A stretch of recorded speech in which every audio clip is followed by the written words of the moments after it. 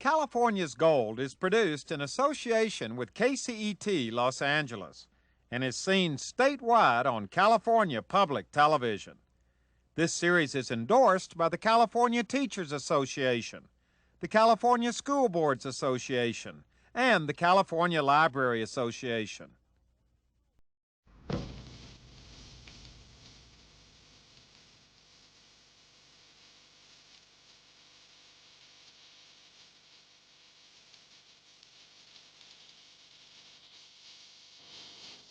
They first appeared on the scene in the 1960s, where you could find them on the sand dunes at Pismo Beach.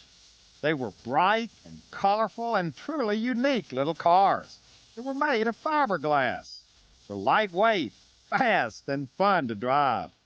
And it was these little dune buggies, as they were called, that not only started an entire industry, but also were directly responsible for a whole new craze at that time called off-road racing.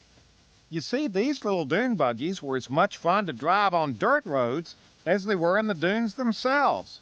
In fact, they set all kinds of off-road records, including winning the very first Baja 1000.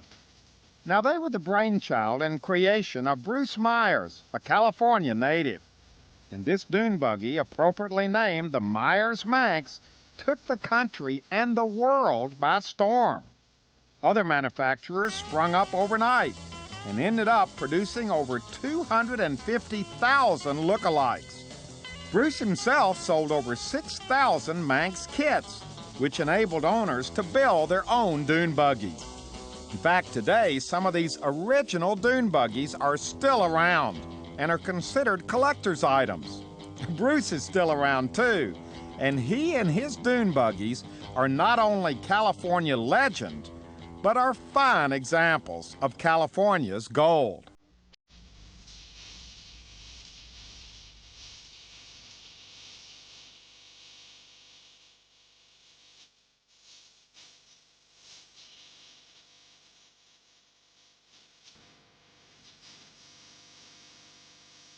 To see the dune buggies up close, we traveled to Big Bear, where the Manx Dune Buggy Club was having what they called the Big Bear Bash, a two-day event that brought together people who owned not only Manxes, but other brands of dune buggies as well. It was here I got to meet the man himself, along with his pride and joy, Old Red. Now this is the Holy of Holies right here, isn't it? I've never had it called that, but it is the original fiberglass dune buggy of the world. Now let's talk just a little bit about this, because when people think about dune buggies, they think about this. They see this shape. That's what identifies it. It's known probably in South Africa and all over Europe and in Australia as a dune buggy because of this shape. There are other dune buggies. There were other dune buggies. I didn't invent the dune buggy.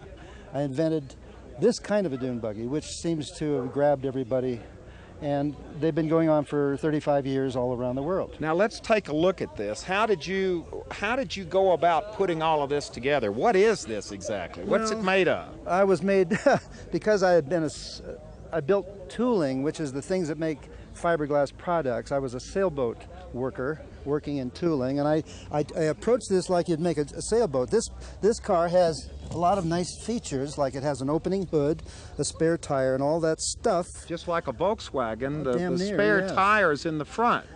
The engine is in the back. Precisely.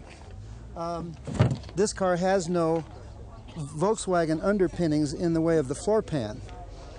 It's just a tub of fiberglass. It goes all the way down and under and across, and it has a molded-in gas tank, and of course the engine in the rear. It has the things. Here's the engine back here. Well, Volkswagens, you know, that's the way they are. But the axles, the transmission, the front axles, and all the little things are attached to the fiberglass through various kinds of metal things that I created in castings. So that's very unique. We only built 12 of them. And it taught me one thing, that I shouldn't make the 13th. They were totally labor intensive. I couldn't make a dime on them, but everybody wanted one. But I couldn't see myself continuing down that road. So in a flash, I decided that I was asking the guy to build one of these to throw away a perfectly good Volkswagen floor pan. So I returned to this thing and cut it up a little bit, changed things around. Over here we have the second generation of the Meyers Manx. Now this was the second generation. Were they all multicolored like this? Well, was that part of the trademark too? These bright well, red and green? That's one of the things I brought from the sailboat industry was you could order the thing in gel coat, which is to say it's not paint. It's made in the mold with colors of your choice. I think that's the most emotional thing about buying a dune buggy is what color I get to pick. Yeah, because look at all of these colors you've got here. Well, that's endless, isn't it? This is kind of California too, and I have a feeling that's part of what caused the excitement behind these things. You know, the thing is kooky, probably because I'm kooky a little bit, but the fact that you can paint them bright colors probably gives it that pizzazz that the Californian is known for. What do you think it was that so immediately captivated people when they saw these things back in the 60s? Because they caught on just like that. I've got friends that are famous car designers and they say it's the car that says yes. Now what does that mean? It's a gesture. Now mind you, I was an art student that came out of a lot of drawing, years and years of drawing. I was a commercial artist once also, and drawing with gesture is something. In drawing figures, for instance, you can make them move without actually moving. A sense of movement as I think what I brought from the life drawing classes that I used to teach to the car. So gesture is the underlying thing. It's part of its spirit. And I think that's what makes people smile. There's a Meyers Manx sitting in the Ford Museum in Dearborn, and it has a little plaque in front of it that says, I think it's perfect, it says, the Meyers Manx, fun to build, fun to drive, and fun to be seen in. Yeah. The thing about this shape is not just that gesture, artistic thing I was talking about, but there has to be function before there's any form. And the function of the Manx is, for instance, if it's a real Manx, you can set on the fenders. And if it isn't a Manx, often you can't. Also, it's got a flat surface to set your beer on. Well, I should say Cokes. So they were very utilitarian. Yeah. And they're sturdy, so when you bought a Meyers Manx or built a Meyers Manx, you knew that you were going to have it for a long time. It wasn't going to wear out on you. I think in the beginning, the fact that it was a Meyers Manx wasn't as meaningful as it is today. Because of so many copiers and all the different kinds of lookalikes, people pride themselves now in having a real Manx. Yeah. So it's because it's like the Tiffany lamp, I suppose. You know, it's simply the original. So these are all, well, here's a Meyers Manx. That's a real Manx. This is a ripoff. A bogus buggy. There's a Toad. Oh, look at this. Now, what do you mean a Toad? Well, that's another one of our crazy cars. We made this car to be a simple little car for you to go out in the dirt with, but everybody said, no, I want fenders and I want hoods and windshields and all that stuff, so we had to come up with extra kits to make a Toad into a street car. When did this first come out? That's about 67 or 8. Now, when I think of dune buggies, I initially thought of going out across the dunes, like at Pismo. Oh, they do that very well. But today we're up here in the mountains, going out over mountain trails. Well, so the point is, these things really can go anywhere, can't they? Well, they will. And the dune buggy, though, is splintered off into a more precisely made car for the sand dunes. They're called sand rails. And the sand rail is much more efficient. It's much lighter. However, it's not street legal, which you must be in order to be in this club. Now, are all of these street legal? Yes. Everything in the club is street legal or you can't join. And they haven't changed that much over the years, have they? Well, now this one, I said that, and then you look at the lines on something like this. Well, I think there's a lot of artistry, a lot of stuff that goes on in dune buggies that gives a chance for the guy to do his own thing. Have they caught on around the world as much as they have, or probably even more so than they have in California? I have led a parade around the Le Mans racetrack in France of 1,100 of these things. 1,100 in France? Yeah, that's just in France. We go to Australia, and you ought to see them down there. And of course, they're in South Africa. They're all over Europe. We've been to Holland. They have the biggest dune buggy club in the world in Holland. Now, is part of the appeal that it's a California thing, and because California is so big around the world that they kind of see this as a way of having a California lifestyle? It's not just those dune buggy people, but it's the automotive people. In California now, there's some 20-odd styling studios to capture the California spirit, and I mean Mercedes-Benz and Chrysler and everybody is in California in order to somehow benefit from the atmosphere of California somehow, and I don't know how you do that. I'm raised and I came up a beach boy in California, so it's easy for me. So they're trying to imitate something there. Now here's a guy in front of his dune buggy. Tell us about it. Yeah, hi Hugh. I bought this from a friend. It was in really bad condition. I bought it for like couple grand, and wait a minute, it cost a couple of grand, yeah, even in bad condition? In bad condition, because these are so rare, you just cannot get it anywhere. Like, if I want to buy a car, I can always go to a dealership and get it, but here, you know, you really have to look for them. So you did all of this yourself? With my friend helps. Come on over here. Steve. This is Steve. He helped me a lot with this dune buggy. How you doing, Hugh? And what did it look like when you first got it? Boy, it was a mess. I'll tell you, it needed a lot of work. It's been repainted, and the wheels, new tires, new headlights. The engine, the muffler. Right, we went through the whole thing together, so. Wow, and how long did that take you? A couple of years. Yeah, a couple of years, it did. It took us a while. Now, is it worth it? Let's get a shot of this thing. This is a good-looking dune buggy right here now, isn't it? Yeah, it's nice and red and sharp.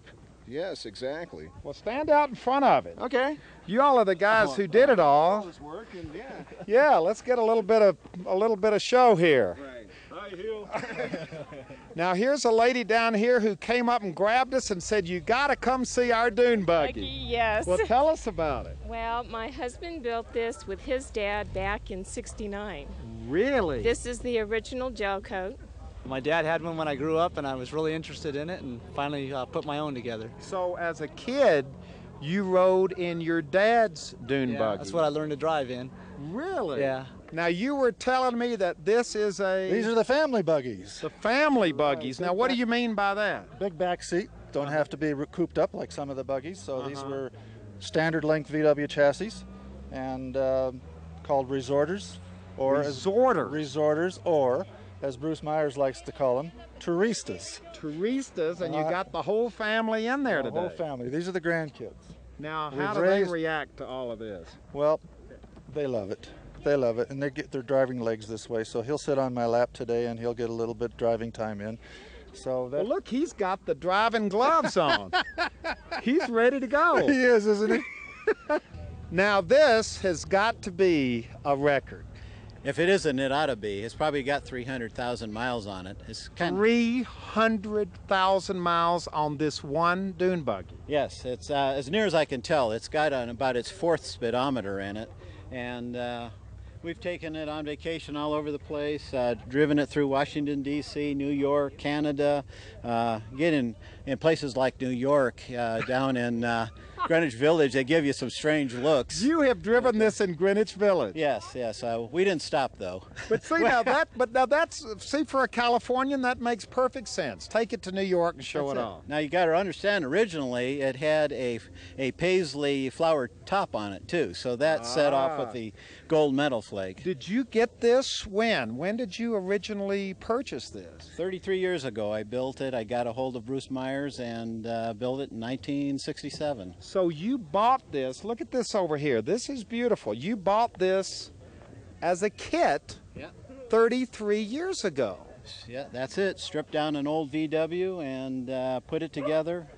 Put it together in 2 weeks and headed off for Pismo Beach. Wow. Did that for about 20-25 years and been enjoying it ever since. So you've got to be one of the, well, you're one of the originals. Yeah, this is one of the original kits. I don't remember how many made, but they were not very popular at that time, and then things just went in a big wave. There was buggies everywhere, and now I drive down the street and these 10, 12-year-old kids look, "Hey, mister, what a cool car." They've never seen one before because they disappeared for a while. Did you have any idea when you got this 35 years ago that you'd still have it and that it would be as popular and as much a part of your life as it still is today? It's amazing.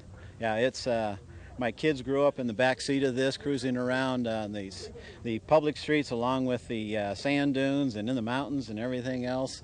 And yeah, I've told my wife when I die, just bury me in this. All right, we've just had the drivers' meeting before this thing starts off. We got a whole tent load of people here, and they have divided into 3 groups.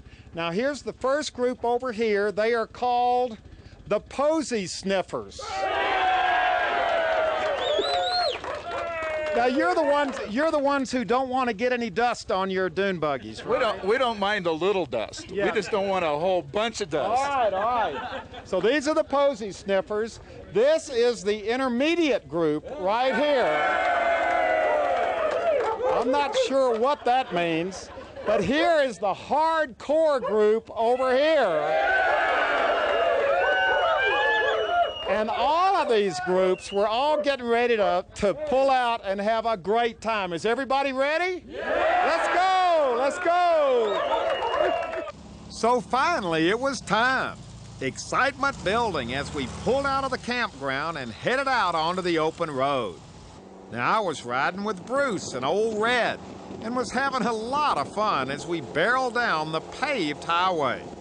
But our adventure was just starting, because before long we got off the pavement and left the Posy Sniffers behind in our dust. Okay, we're out on the open, well, I guess you call this open road. Is this what these things were made for? I think they are, because all I want to do is go exploring in Baja when I built the dang thing. Now they use them for everything. And most people don't know that they'll do what they can do, because they pull them around behind their motorhomes or whatever, and they use them as little putt-putts to go get a bottle of beer or something. And but they join the club and they find that this thing they've had for several years will crawl up cliffs and go down canyons. So this is where they're at their best. But when you invented this thing, you probably didn't know it was going to end up on the dirt roads around Big Bear, did you? Nor the rest of the world. Yeah, I mean, it was really built to putter around the beach. Yeah, it was. I'm a Newport Beach guy, Southern California, an ex-beach boy, and I fell in love with Baja. We were down there an awful lot using other kinds of cars, but when I put this thing together, I was thinking a lot about being able to be kind of invincible. Go down a dirt road and say, I want to go over to that sand dune and camp on that beach. And the car is big enough, if you're of a mind to say that a dune buggy is big enough for 2 people to go camping in. It's more than enough if you're used to riding motorcycles. On the other hand, it's not enough if you drive a Greyhound bus. But if you get the right frame of mind, you can go out camping out of this thing for weeks on end, which we've done. And you know what? We're going over lots of bumps, lots of hills, and the thing rides pretty smooth. Well, you know, the Volkswagen suspension is really the heart of the whole thing. It's called a trailing arm suspension, which is what makes it so supple. And of course, the car is very light, air-cooled, doesn't have to have water.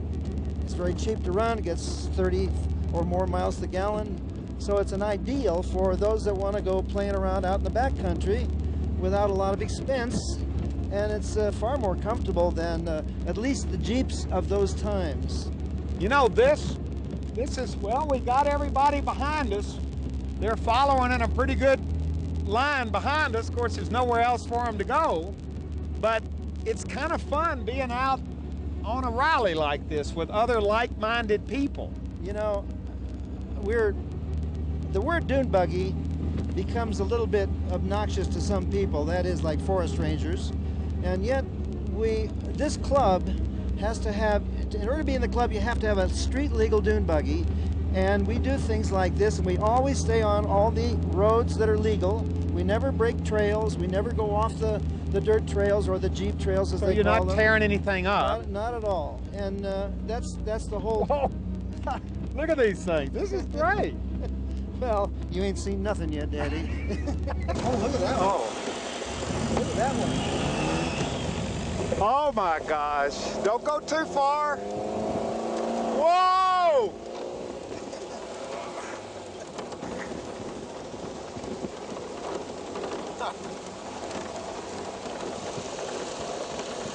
Now this is getting a little bit rough. Well, I'm sorry about that.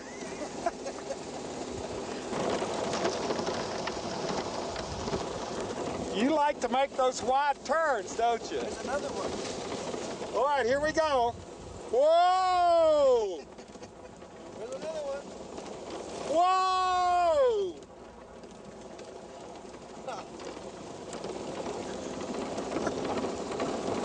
You scare easy.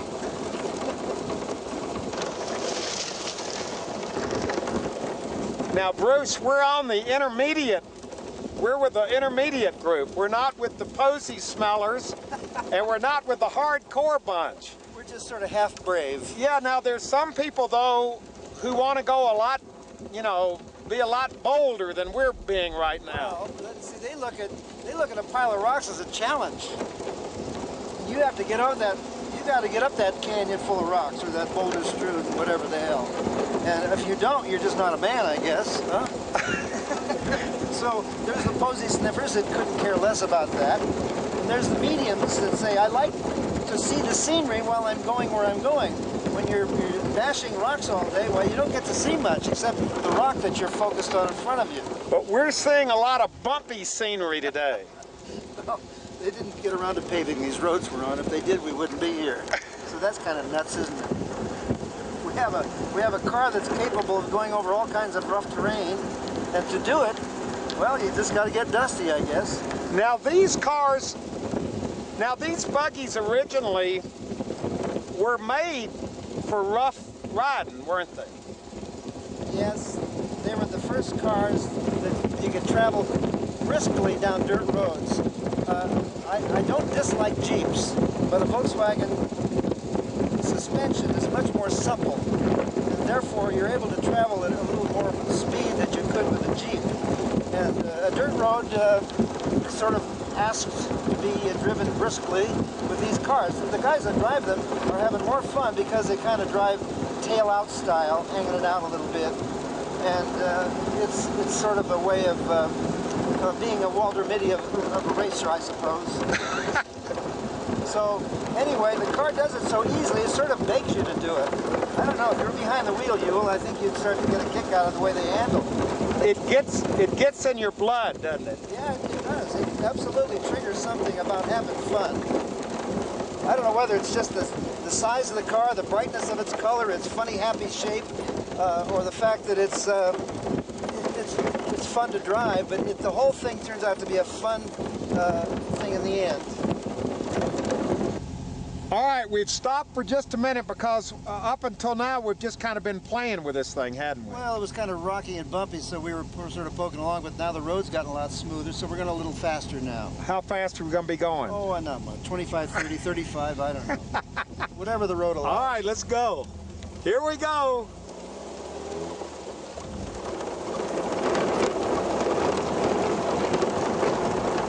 Whoa.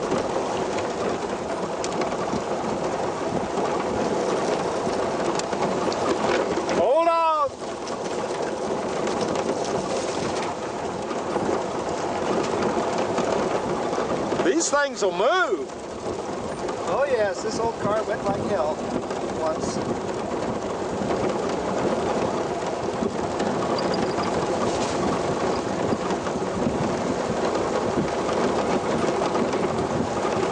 Whoa!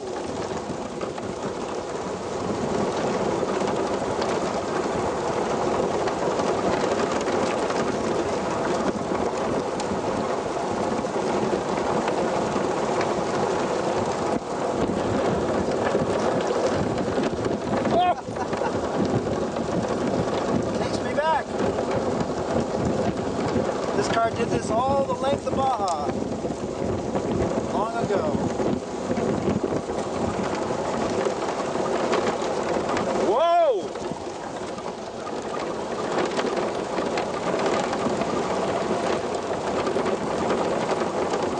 Don't go off the edge. Oh my gosh, look. It's beautiful.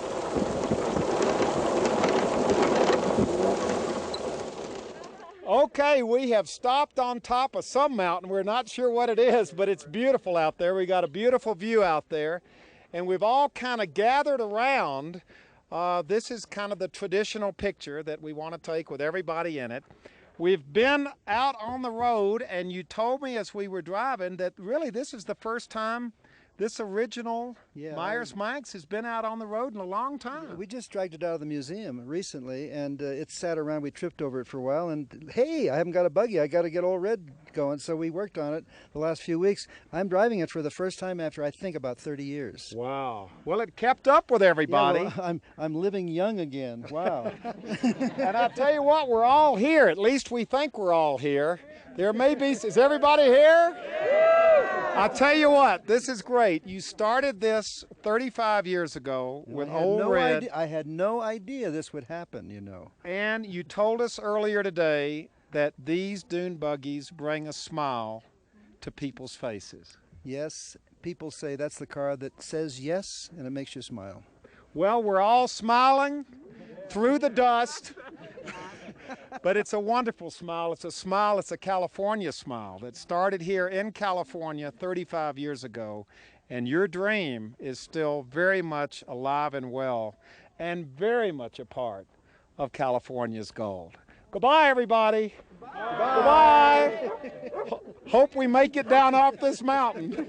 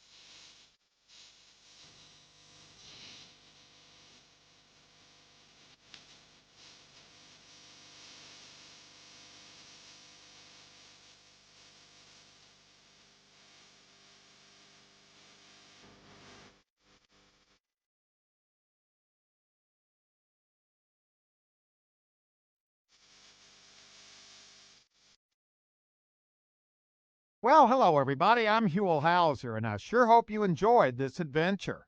If you'd like to see it again or share it with your family or friends, or perhaps donate a copy to your local school or library, it's available on video cassette and on DVD. All you have to do is call 1-800-266-5727, and we'll be glad to send it to you right away.